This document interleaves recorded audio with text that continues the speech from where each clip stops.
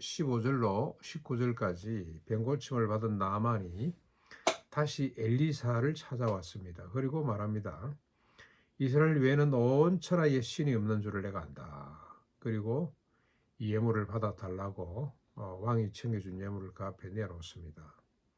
그러면서 꼭 받아주십시오라고 간청합니다. 이에 엘리사가 여호와의 사심을 두고 맹세합니다. 내가 당신의 선물을 받지 않겠다. 그래도 나만이 강건을 했지만 거절을 합니다. 엘리사가 왜 이걸 안 받았을까? 하나님의 은혜로 고쳐줬고 자신의 공적이 아니죠. 하나님이 주신 은혜였고 또 엘리사는 늘 하나님이 필요한 만큼 받고 또 필요 이상의 것을 갖지 않는 그런 주의죠. 이런 선물 따위는 관심이 없는 그거는 필요한 사람이 갖는 것이지 괜히 그런 걸 가질 이유가 없다. 그렇게만 생각을 한 것 같습니다. 그래서 간청하지만 받지 않았습니다. 그랬더니 나만이 말을 합니다. 좋습니다. 그러면 내가 하나 청이 있는데 당신의 땅에 흙을 가져가게 해주십시오. 이제부터는 그 흙에서 내가 여호와께 번제를 드리겠습니다. 당신이 섬기는 그 여호와를 나도 섬기겠다. 당신이 당신 땅에서 퍼간 흙에다가 내가 번제물을 드리겠다 그런 뜻이겠죠. 그 주로 우리 옛날 이사장님 어디 외국 순방에 오면 순방 갔다 오시면 그 지역에 흙을 퍼와서 기념도 됩니다만은 그 땅을 늘 생각하고 가난한 땅입니다. 우리가 열심히 기도하자 그런 뜻으로 많이 퍼왔는데 이 나만도 흙을 퍼가서 그곳에 두고 그곳에서 여호와를 섬기겠다고 그렇게 다짐을 합니다. 그러면서 한 가지 용서할 일이 있다. 내가 용서를 구할 일이 있는데 우리 왕이죠. 아람 왕이 림몬 신을 숭배하는데 내가 군대 장관으로 림몬 신당의 왕가 들어가서 몸을 구피할 때가 있다. 우상 숭배를 해야 될 때가 있는데 당신의 여호와 하나님은 그걸 싫어하는 줄 아는데 여호와께서 나를 용서해 주기를 바란다. 그거 좀 당신이 어떻게 좀 내 대신에 하나님 앞에 요구할 수가 없겠냐. 그랬더니 엘리사가 답을 합니다. 평안히 가거라. 몸은 신당에 가서 그렇게 어쩔 수 없이 서열 2번이지 않겠습니까? 그래서 왕을 쫓아갈 수밖에 없겠지만, 그래서 어떤 종교의식을 할 수밖에 없었겠지만, 그러나 그 중심은 여호와 하나님을 바라보겠다는 거, 그 정도 선에서 아마 타협이 좀 된 것 같습니다. 이방인이고 하기 때문에 용서를 한 것 같습니다. 그래서 엘리사가 그냥 걷지 말고 평안히 가라 하고 답을 했습니다. 이렇게 떠나는 나만을 보고 옆에 있던 게하시가 하나님의 사심을 두고 맹세를 합니다. 내가 그를 쫓아가 무엇이든지 받으리라. 왜 우리 서성은 이 엘리사 선지자는 저걸 받지? 왜 그러고 좋은 일에 쓰지? 왜 저걸 안 받고 돌려보내지? 야, 저럴 수가 없다. 얼마나 지금 큰일을 했는데 그런 생각이 들었던 모양입니다. 그래서 여호와의 사심을 두고 맹세를 하죠. 이 게하시의 신앙이죠. 게하시의 신앙. 여호와의 사심을 운운합니다만 결국 자기 생각, 자기 욕심을 채우는 신앙이라고 할 수밖에 없겠습니다. 근데 이게 이 게하시의 모습이 참 끔찍합니다. 왜냐? 오늘날 대다수의 신자들이 이런 믿음을 가진 것이 아닌가. 하나님의 이름으로 하나님의 뜻을 구하는 것이 아니고요. 하나님의 이름으로 자신의 욕망, 자신의 필요만을 생각하는 이런 신앙으로 전락한 것이 아닌가. 게하 10장에서는 하나님의 은혜를 이 물질의 대가로 환산하는 거죠. 이 정도는 받아도 되지. 그래서 선물을 요구하는 것을 정당하게 생각을 하게 됩니다. 그래서 나만이 저 24절까지 게하시가 나만을 쫓아갑니다. 그리고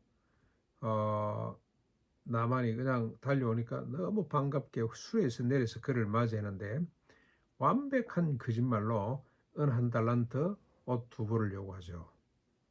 지금 에브라임 산지에서 가난한 선지자가 내려왔는데 은 한 달란트하고 옷 두 벌을 주라고 했다. 그러니 꼭 필요한 데 있으니까 좀 달라. 그랬더니 나만이 간청해서 은 두 달란트를 줍니다. 은 두 달란트 그리고 두 옷을 자기 종들에게 미어서 이 게하시 집에까지 운반을 해 줍니다. 게하시가 그것들을 받아서 집에 감쪽같이 감추고 엘리사 앞에 서게 됩니다. 했더니 엘리사가 어디 갔다 오냐? 내가 아무 데도 간 데가 없습니다. 나만이 수레에서 내릴 때 너를 영접할 때 내가 그 옆에 있었다는 건 네가 모르냐? 그러면 그냥 납작 엎드려서 죄송합니다. 제가 이렇게 욕심이 나서 이런 짓을 했습니다. 용서해 주십시오. 그랬으면 좋으련만 그렇지를 않고 시치미를 뚝 떼고 있죠. 그랬더니 엘리사가 게하시한테 한마디 합니다. 정말 중요한 이야기입니다. 지금이 어찌 은을 받고 옷을 받고 감남원이나 포도원을 받고 양이나 소나 받고 남종이나 여종을 받을 때냐 이놈아. 지금 이런 거 받을 때냐. 나만의 병이 너와 내 자손에게 미쳐 영원토록 이르게 될 것이다. 그 말을 듣고 게하시가 물러나오자 나병이 바르게 눈같이 되었더라. 이 게하시가 해결을 안 해요, 그죠? 여러분 어떻습니까? 이게 선지자의 삶의 자세입니다.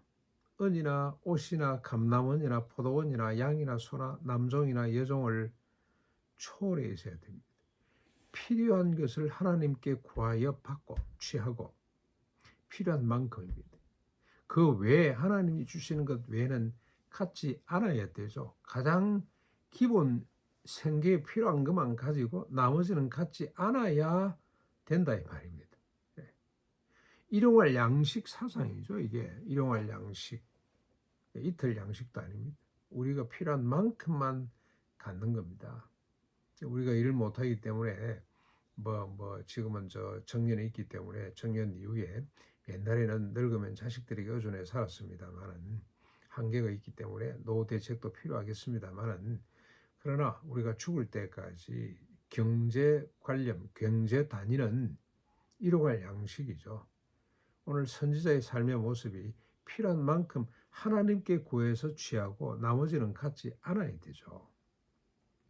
무슨 대가가 있습니까? 하나님의 은혜로 다 한 건데 자기가 뭐 한 것처럼 대가를 찾고 뭘 요구하고 이건 선자의 모습이 아닙니다. 오늘 은퇴하면서 전부 다 적립금 내놔라, 집 내놔라, 내가 최고 연봉의 70%를 내놔라. 그게 법으로 돼 있어요. 법으로 제정을 하자고. 그러고 나를 원로 목사로 인정을 해라. 그건 그 성경에 어디 있습니까? 그런 내용들이. 열심히 봉사하고 남은 생에는 하나님께서 또 책임져 주신다는 이런 믿음을 갖고 그렇게 살아야 되는데 이것 때문에 교회가 얼마나 무너지는지 모릅니다. 결국 돈 있는 사람이 헌금을 내놔야 될 거 아닙니까? 돈 있는 사람 비율을 맞추다 보면 어떻게 되나요? 하나님 말씀을 제대로 전할 수가 없어요. 하나님 말씀대로 그들을 지도할 수가 없습니다. 절대로 안 됩니다. 그래서 교회가 무너지고 세속화되는 겁니다. 이런데 우리가 연연하고 여기에서 초월하지 못하면 결국 만모니즘으로 갈 수밖에 없습니다. 그래서 이스라엘이 유다가 지금 하나님을 떠나고 만모니즘으로 가고 있지 않습니까? 그러기 때문에 게하시기에 우리가 어찌 이런 걸 받을 때냐고 한탄하는 겁니다. 한탄. 게하시에게 나만에게 임했던 이 문둥병이 자자손손 대대로 내려가도록 할 만큼 슬픈 일입니다. 슬픈 일. 이걸 알아야 되는데 알지 모르고 있습니다. 그러니 김용기가 왜 그냥 옷을 단순하게 입고 조만한 집에 살고 우리가 물질 쫓아가고 명예 쫓아가고 권력 쫓아가면 망한다는 걸 그는 알았기 때문에 하나님이 주시는 것만 취하고 하나님이 주시지 않는 것은 갖지 않는. 그래서 저희들 일가 수도원에서 기도문으로 그걸 올려놨습니다. 하나님 필요한 것 주시고 하나님이 주시지 않는 것은 갖지 않는 수도원이 되게 해주시고 우리가 되게 해주십시오. 우리가 날마다 그런 기도 드릴 수 있어야 당당하게 힘있게 하나님 말씀을 외칠 수가 있고 가르칠 수가 있다. 뭐 물질뿐만이 아니고 권력도 그렇고 지식도 그렇고 부도 그렇고 너무 지식 하는 것도 저는 아니라는 생각이 듭니다. 자꾸 그러다 보면 하나님 말씀을 어떻게 자꾸 지식적으로 풀어내려고 그러고 그것도 우리가 늘 삼가야 될 유혹 가운데 하나다. 하나님 말씀을 그냥 단순하게 믿고 하고 뭐에 우리가 뭐 지성적으로 또 이해를 하면 더 좋겠습니다만 지성적으로 이해가 안 되는 부분이 너무 많잖아요. 자기 부인과 십자가를 지는 그건 인간의 논리, 인간의 지성으로서는 접근할 수가 없는 비밀이에요. 우리 저 김세현 교수 강의를 최근에 좀 병원에 있으면서 많이 들었는데요. 김세현 교수가 결국 자기 부인과 십자가를 신비주의로 묶어요. 신비주의. 김세현 교수 자기 말이 아니고요. 지상의 모든 머리 좋은 사람들, 여러분 우리 슈바이처 같은 사람도 위대한 성경학자거든요. 그분이 신학자입니다. 의사이기 전에. 그런 사람들이 쭉 밝혀놓은 바에 의하면 김세현 교수는 이 슈바이처의 이론을 상당히 중요하게 받아들이는 분 중에 한 분입니다. 그분을 취재하지는 않습니다만 그분의 업적을 인정하는 분인데 결국 십자가 부활로 우리가 근본 존재가 새롭게 된다는 것, 그건 신비주의 영역으로 맞는 말인 것 같은데 지성으로 이해가 안 돼서 신비주의로 묶어버려요. 그런 게 있습니다. 그래서 막 이상한 논리를 들어대고 하는데 가만히 보면 여러분 저 인간의 지성이라는 것이 조미료 같다는 생각이 들어요. 조미료. 그걸 너무 많이 갖다 끌어붙이면요 맛이 느끼해져요. 지식도 물질도 권력도 명예도 그거 우리 초월해야 됩니다. 하나님의 사람이 되기 위해서는 그런 걸 완전히 초월해서 그날 필요한 것 하나님께 구하고 하나님이 주시는 것만으로 만족을 하고 하나님이 주시지 않는 것은 완전히 거절할 수 있는 초월할 수 있는 이런 신앙, 이런 배짱, 열정, 이게 선지자의 모습이고 우리들의 모습이라는 생각이 듭니다. 저는 우리 가난 동산 안에 사는 사람들이 참 자랑스럽습니다. 은퇴하고 집 하나 구할 돈이 없다는 것. 그거 참 감사하다는 생각이 들고 그래서 하나님이 이런 또 좋은 환경을 저는 마련해 줬다는 생각을 합니다. 우리가 하나님 주시는 것만 의지할 때 세상에 그 무엇도 우리를 감당할 수 없고 그 무엇과 비교할 수 없는 풍족한 삶, 감사가 넘치고 날마다 하나님의 살아계심을 경험하고 고백하는 저는 이 홍해를 갈라뜨리는 기적보다도 우리가 하루 세 끼 대하는 식탁이 훨씬 더 큰 기적이구나 이게. 만나 매출하기보다도 우리가 하루 세 끼 대하는 식탁. 여러분 우리가 하루 세 끼 먹잖아요. 요즘 뭐 두 끼 먹는 사람도 이 건강을 위해서 두 끼 먹는 사람이 있습니다만 이보다 더 큰 기적이 어디 있습니까? 그래서 우리는 날마다 식탁에서 하나님의 살아계심을 선포하는 거죠.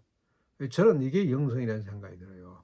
식탁을 대하면서 이런 기적을 보면서도 기적인 줄 모르고 자신의 무슨 실력과 능력이라고 착각을 하는 이런 사람들은 정말로 불쌍한 사람, 빈약한 사람이라는 생각이 듭니다. 하루 세 번 식탁을 통해서 하나님의 살아계심을 고백할 수 있는, 그리고 이 땅 위에 먹지 못하는 자들 함께 생각하고 기도할 수 있는 이런 영성을 갖추는 이 시대의 엘리사로 살았으면 좋겠습니다.